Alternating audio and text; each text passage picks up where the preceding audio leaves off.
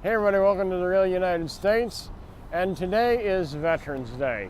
In the United States, it is a day where we celebrate the sacrifices made by all our men and women in the armed services across the country. And thank you so much, ladies and gentlemen, to all of you who help keep our country safe.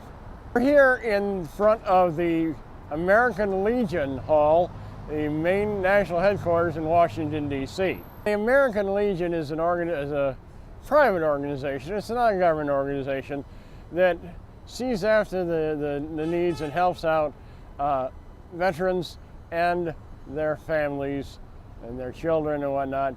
But we're not here to talk about the American Legion today. We're here to talk about an American hero that is depicted here.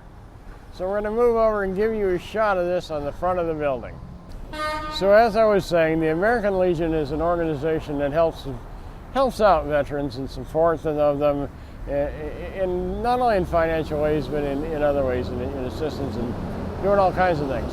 I'm not intimately familiar with the organization, but I know that they are an organization designed to help veterans.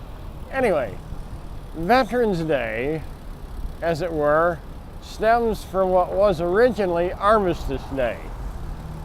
And today, November 11th, is the 100th anniversary of Armistice Day. It was 100 years ago today, on November 11th at 11 a.m., so the 11th hour, the 11th day, the 11th month, that the guns fell silent at World War I, and the armistice was signed and peace ensued after World War I. And thereafter, it became known as Armistice Day until years later when it was converted or subverted, I don't know how you want to look at it, into Veterans Day, a day to celebrate all of our veterans, not just the ending of World War I. Well, I thought it was important, since it was the end of World War I, the 100th anniversary of the end of World War I, that this is an auspicious occasion that we should highlight an American hero. So what we're going to do is we're going to pan back now and we're going to show you an American hero who has been immortalized in stone.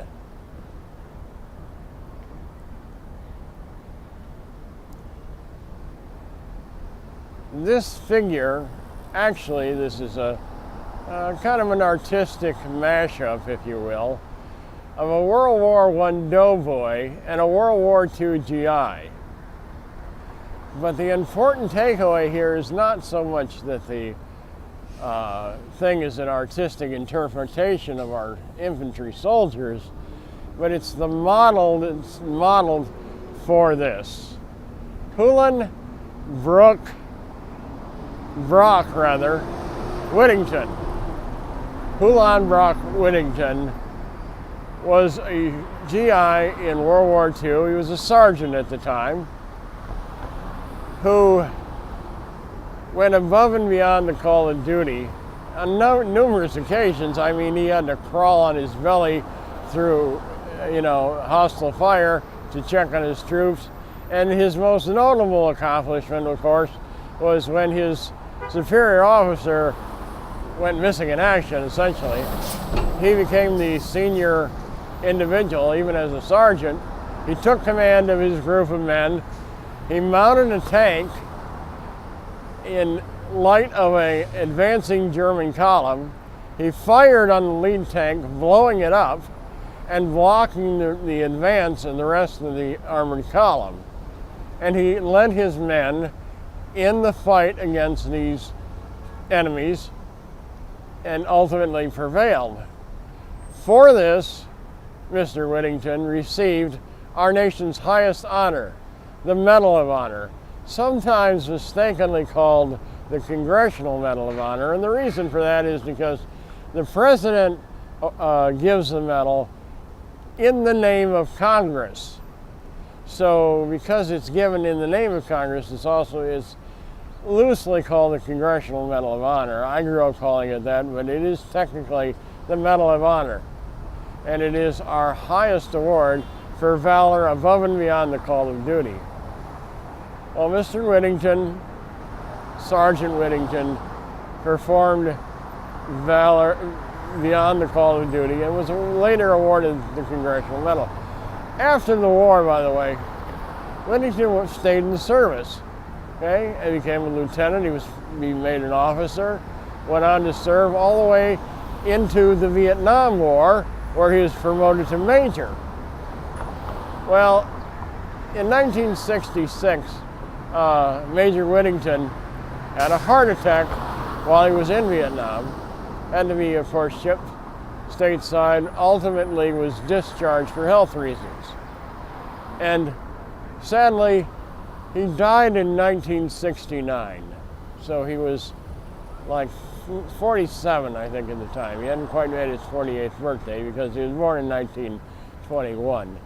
So a very young man to die from what is essentially natural causes at the age of 47. But certainly just an incredible human being, and by all accounts, from what I can gather, a relatively modest man. I mean, you know, he was not a flamboyant, self-important individual. He did what needed to be done, what he felt was proper, and so they chose to use him as a model for this beautiful statue in front of the American Legion.